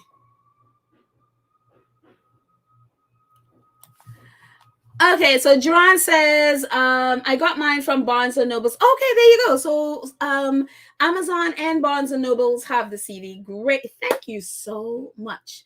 Thank you for providing that, Jerron. I appreciate it. Thank you. Oh, Karen M says Walmart has a CD for $38.95. So there you go. Discount. $38.95 at Walmart. Thank you guys so much. I appreciate. And Dara said, oh, okay, Barnes & Noble also has CD, not sure how much. Okay, there you go. $38.95 if you're close to a Walmart. Or maybe you might be able to order it if you're not close by. And that, it's a much better deal than $50. So there you go. Happy to be able to provide that. Thank you so much, Durance, and everyone else, and Karen and everyone who provided that wonderful information. Awesome. Gwen, hi Gwen. Gwen says, I have all types. Harry's voice is great sounding. Book, audio, Kindle version. There you go. Yeah, I can totally see that. The hard copy, you have a great keepsake, so that's awesome. Oh wait, even better discount. Walmart is $34.85. There you go. There you go. Awesome, awesome, awesome. Thank you guys. So there are some places you can get the CD for spare. And so let's see, what else do I have? Oh, back to the nonsense. The Independent was reporting that, we remember Jeremy Clarkson's fake apology the other day where he supposedly sent a apology to Prince Harry and not Meghan. Written on it is, private and confidential. And so obviously, and then he put that groveling nonsense on his Instagram page, because obviously we know he did that because he's, when you start losing business and partnership starts pulling away, then you got to try to somehow, you have to try to stop that and act as if you're sorry for whatever it is you've done. So here is another part to this. Jeremy Clarkson made Prince Harry apology to protect his beer brand, not Meghan. Prince Harry apology to protect his beer brand. Clarkson persuaded to apologize by a mutual friend with Harry, says reports. It is claimed that Mr. Clarkson's business partner, Johnny Hornby, who is also on the board of Prince Harry's charity, Centre Valley, has been the architect of the apology. The newspaper understands that Mr. Hornby, Hawkstone's co-founder, feared that more pubs would drop the lager. There are some pubs in the UK that have been dropping Hawkstone. Hawkstone is a beer that is made at Jeremy Clarkson's ranch. And so I know there was one that he said that, no, I'm not carrying that because of what Jeremy Clarkson said and what he wrote about Meghan. So now it's saying that newspaper understand that Mr. Hornby, Hawkstone's co-founder, feared that more pubs would drop the lager. A source said Johnny is both friends with Jeremy and Harry, so he has a kind of in the middle of it all. He suggested that it would be a good idea for Jeremy to apologize. It was, after all, at a time when the beer's reputation was being affected. Jeremy decided he would do it, and everyone now hopes they can move on from it. I'm telling you, British people. Oh my goodness. So his friend, who is, has a mutual friend with, Johnny, who's a mutual friend, with Harry, and who owns this, beer, he's a co-founder with Jeremy Clarkson. He was the one that persuaded him to apologize, and now they think like, okay, now he apologized to Harry and not Meghan. So we can now that he's done it, we hope that we can now move on from it and everything go back to normal. Never mind, you never apologized to Meghan. Never mind, you are not sorry about anything, and it's only because of that it's affecting your beer brand that you're claiming to apologize. Never mind that you're just really not sorry about anything. But, you put out your fake apology, so let's just hope we can all move on from it. Ah, yes. Unbelievable. Unbelievable. It's just like, I'm just going to leave y'all to yourselves over there. And it's so funny. There's an MP that wrote to ITV who about Jeremy Clarkson. There's no way Jeremy Clarkson should be on their show. I guess they have, I think it's a millionaire, one of those millionaire shows. I think he's on there. And so today I saw the MP is just like, he's not letting this go. And I actually even tweeted back at him. It's like, thank you for not letting this go. He should not, there should be consequences. And they are of the mind, I can just put out, I don't really care about this. I'm not really sorry, but if it's going to affect my product, then okay, I'll do an apology, not to her, but to her husband. And we can just all move on because, Meghan isn't, She's a biracial woman. Nobody cares about her. It's okay that we, want to drag her to the street and throw feces at her. Who cares? We can do a fake apology and we can move on. So there we go. Anyways, that's I just yes. And if this wasn't bad enough, we have Prince Andrew. Yes. It's so funny when the Queen did that fake thing of like, oh yes, we're taking away his HRH, or at least he can't use his HRH. Everybody was like, yes, Andrew is no longer. And 1 year later, as you can see on the right side, Queen has had also had Prince Andrew. Queen always had Prince Andrew's corner and gave him the blessing to use his HRH titles, as we see. Prince Andrew, last year they took away all the, all his military roles and all of that stuff. And it was all a big thing. Yes, the Queen took it away after the military was like, we don't want him. And they're like, he took it away. He can't use his HRH.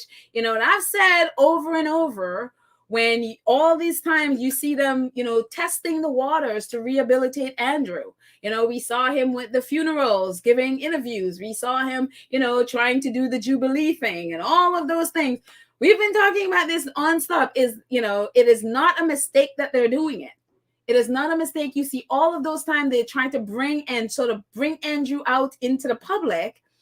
What it is it's exactly what Donald Trump does. He wears the public down.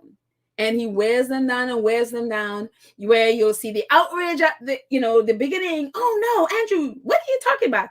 He can't do this. We don't want him. We don't want him doing royal engagements and all of a sudden. And the more they keep bringing him out and test the waters, and the more then we even saw the Archbishop talking about, oh no, it's time for forgiveness and all of those things. And we talked about this whole forgiveness thing. Andrew has never apologized for anything. He's never admitted to doing anything. So how does forgiveness plays in all of this stuff?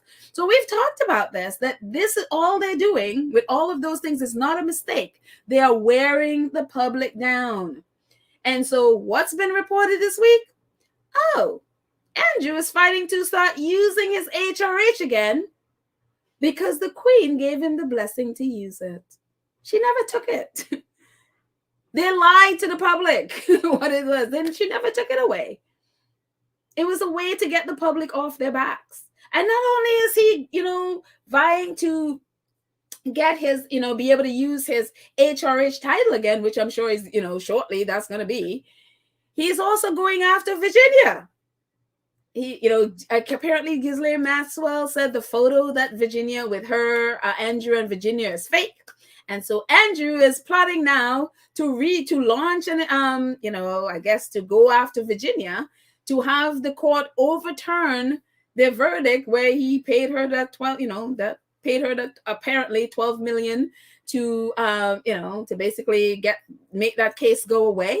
He's apparently now going after them, or at least he's planning or plotting to go after Virginia to get the court to reverse that for him to get back that money.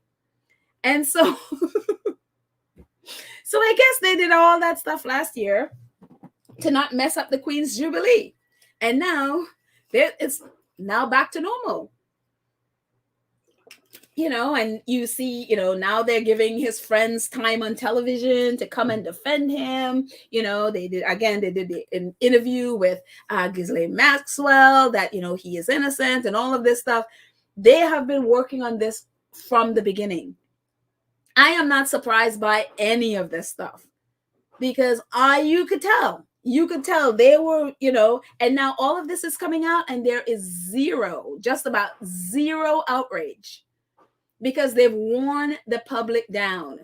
So all the outrage from the beginning, all of a sudden they're now just used to Andrew, the alleged pedo. They're just now used to him. So don't be surprised if by next month you see Andrew out there doing royal engagements. Don't be surprised at any of this stuff because that's what they did. It's like you put that in the public's eye all the time. They'll just get used to it and be like, okay, it's Andrew. How do we really know that he did anything? He never said he did anything. He wasn't charged with anything. So maybe he's innocent. Maybe it's Virginia. Maybe she is the guilty one. Andrew is the victim. How this stuff works. Unbelievable. What else do I got? Anyway, away from all that mess, some positivity. Our wonderful Jacinda Ardern, who we know she is leaving office next month, the 7th of February. I didn't know this. She said, throwback to when Jacinda Ardern gave all New Zealand schools free access to sanitary products in an initiative aimed at stamping out period poverty in the country. And I didn't know this. I learned about this a couple of days ago at least yesterday when I saw it. And it was just like, oh, wow, this is cool because we've talked about this before. We've raised funds for Minor Mahila in India to make sure kids and girls in India are able to get sanitary napkins. So this is great. This is so important because this, as we know, this, if kids don't have this sort of thing, it affects, their attendance, their school attendance, and all of that stuff. And it has far-reaching effects when you have period poverty. So I like this. I was like, oh, cool. Good to know this is there. And, royal stuff, breaking news. Support for Scottish independence is at its highest level ever recorded. A brand new poll commission exclusively that the National puts the support for yes to be an independent at 54% and no at 46%. So yeah, Scotland is there like, we're ready. We'll see what will go along with that. And finally, Heart of Invictus. Yes, that's still coming out in the summer 2023 again with all the spare news. Netflix is like, let's just get some, let's just get some noise in here about Heart of Invictus. As this new series from Markle production follows a group of extraordinary competitors from around the globe, all service members who have suffered life-changing injuries or illnesses on their road to competing at the games. And I am looking forward to this because I really would love to see if they use any of the videos that the vet, oh goodness, all of a sudden I forgot her name. She shot when the invasion happened in the Ukraine, where she used the camera instead because obviously there were no training for Invictus because of the Russian invasion. She used her camera to film what was happening because she was a medic. So yeah, it is just, I think her name is Yulia. Oh, is that her daughter? Oh, all of a sudden I forgot her name. But it would be interesting to see if they used any of that footage because I would love to see it. And also, finally, with Invictus, Invictus Dusseldorf, they said special day keeps coming. Today, we're opening the team registration officially for all competitors. This is a monumental milestone on their way to Dusseldorf. And for us, things are getting more exciting and things become more concrete. So people are signing up their teams. And not only that, countries are lining up for the 2027 games.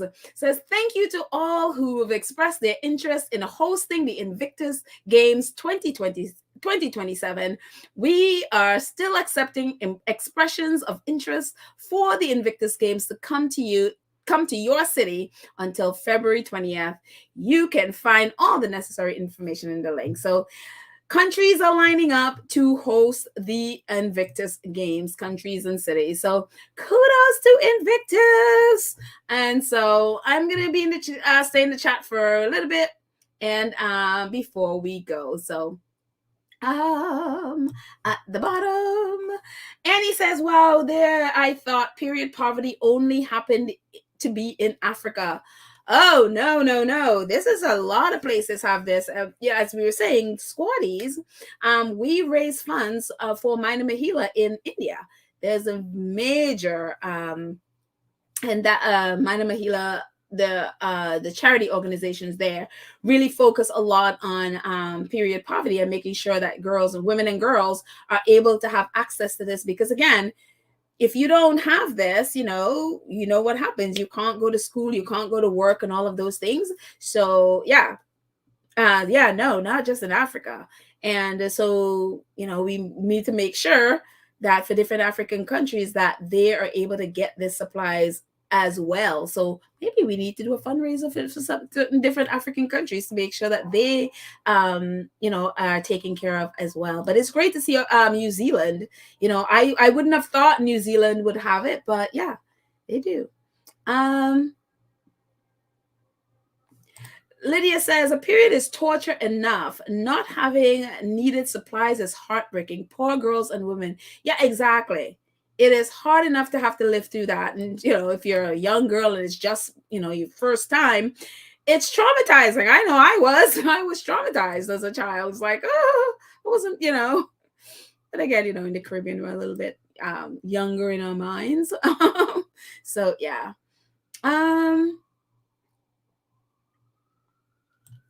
Let's see.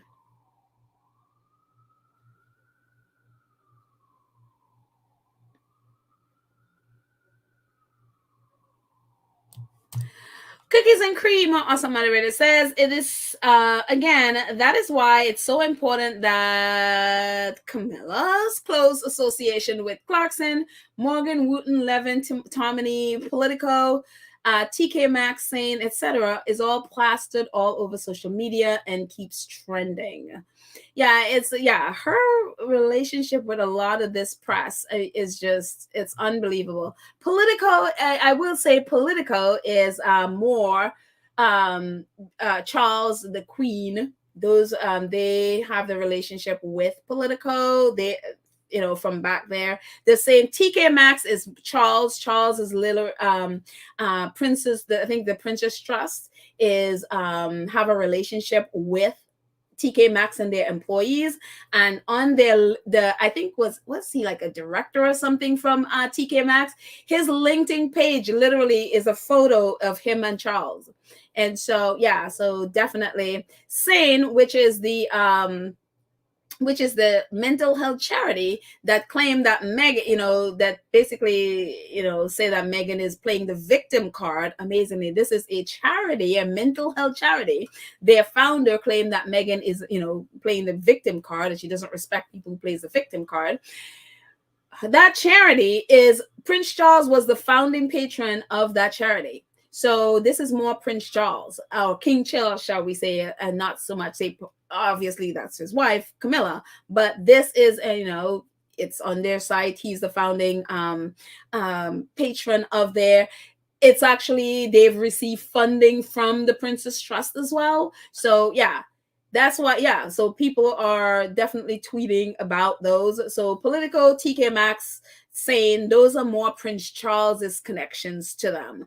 And I'm sure, and definitely the Independent, along with the Sun, the Daily Mail, and all Express and stuff. Camilla's definitely the Independent with Geordie Gregg, who just moved over there last month, and it's already, that thing is already becoming Daily Mail Part 2, because he was the former editor of the Daily Mail, always the Mail on Sunday, one of them. So yeah, it just and he's a great friend of Camilla, and he's the one that also recommended Tobin Andrade, who is now Camilla and Charles's press secretary guy. And so it's just this big stink when it comes to that whole mess with their relationship with businesses. And, so when you see TK Maxx and Sane go after Meghan, they have a relationship and also receive funding and all of that stuff from Prince Charles or King Charles. So yeah, it is sick.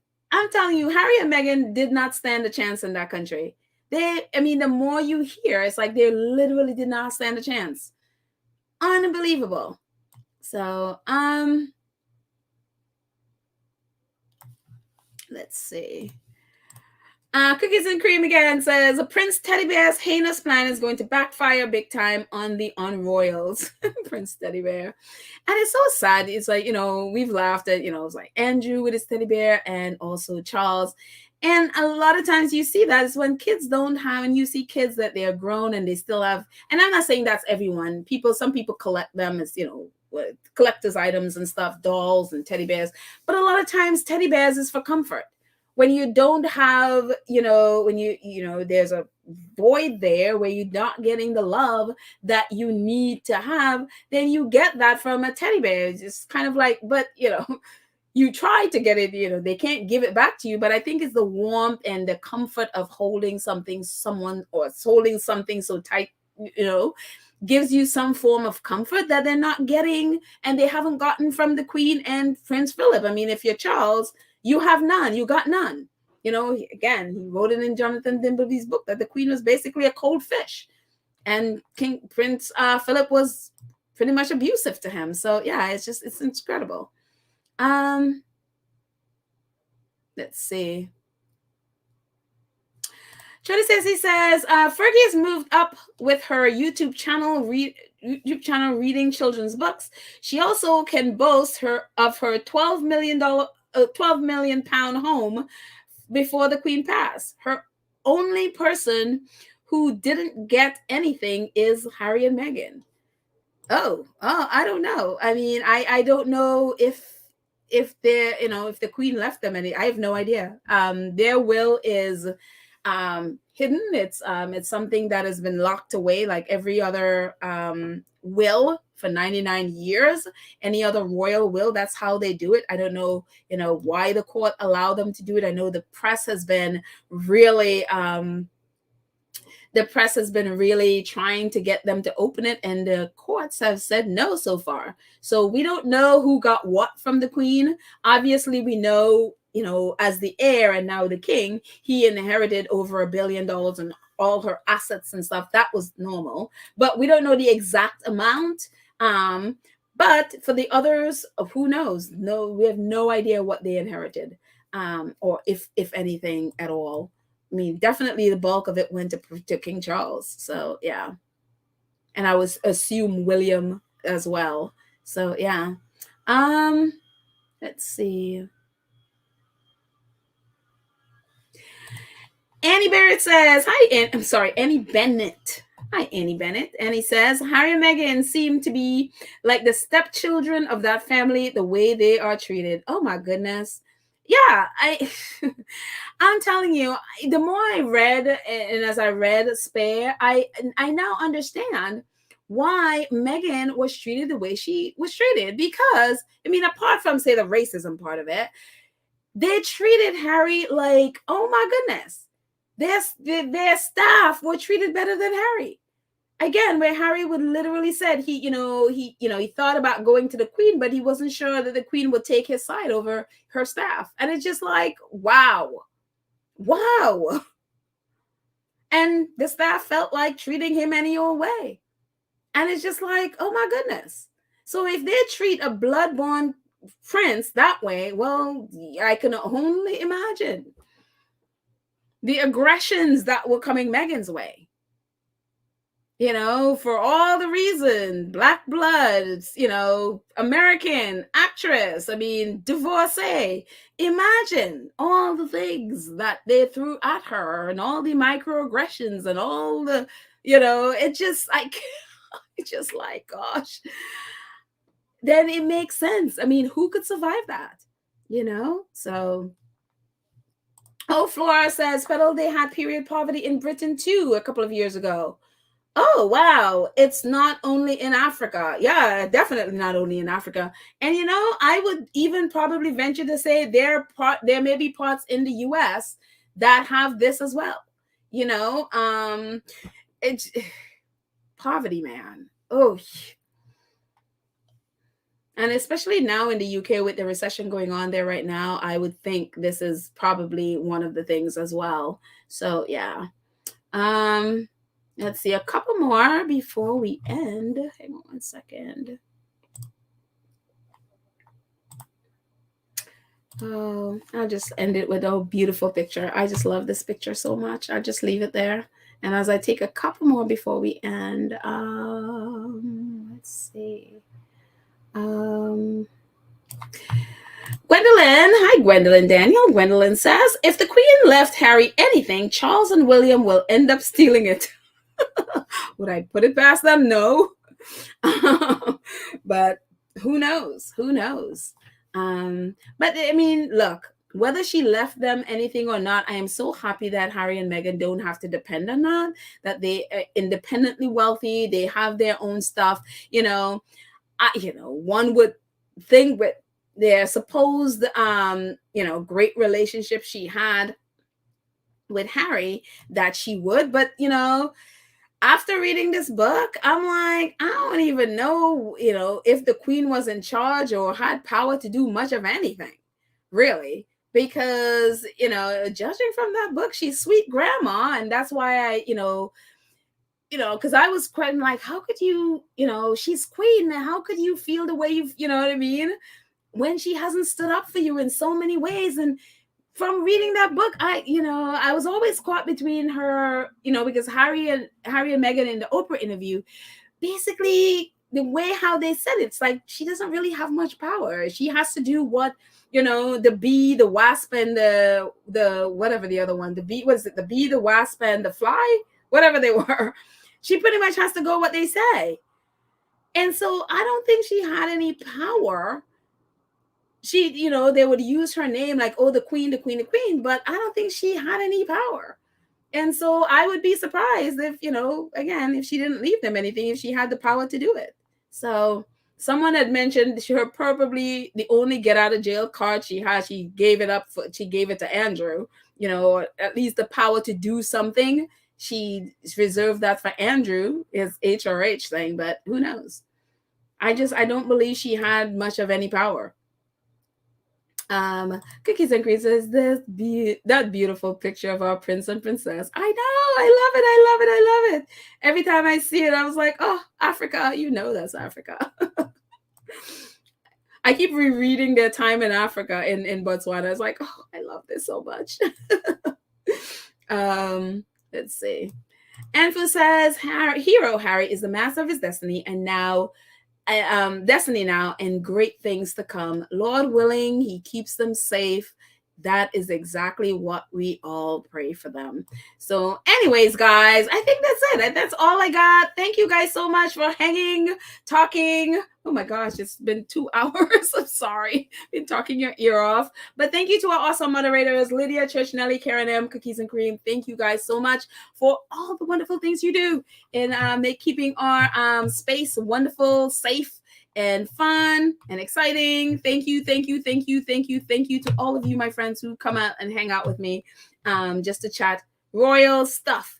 And also thank you so much to our 2 cents crew who support the channel on a monthly basis.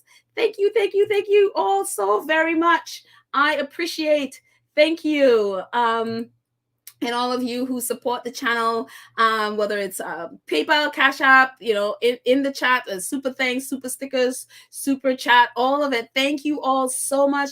Please, thank you for supporting us. Please go ahead and, as the scrolly says, please subscribe to the channel. Click the notification bell so that you know when we drop a video.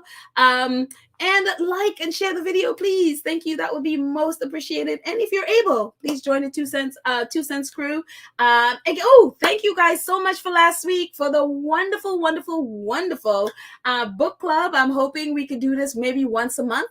We have to pick a book though. And so any ideas for books, if you want to drop it in the regular comments, that would be really awesome. But I had a really wonderful time with the book club last week, the last 2 weeks, and I'd love to do it again. So anyways, I love you all. Have a fantastic day. And I will see you next time. Bye.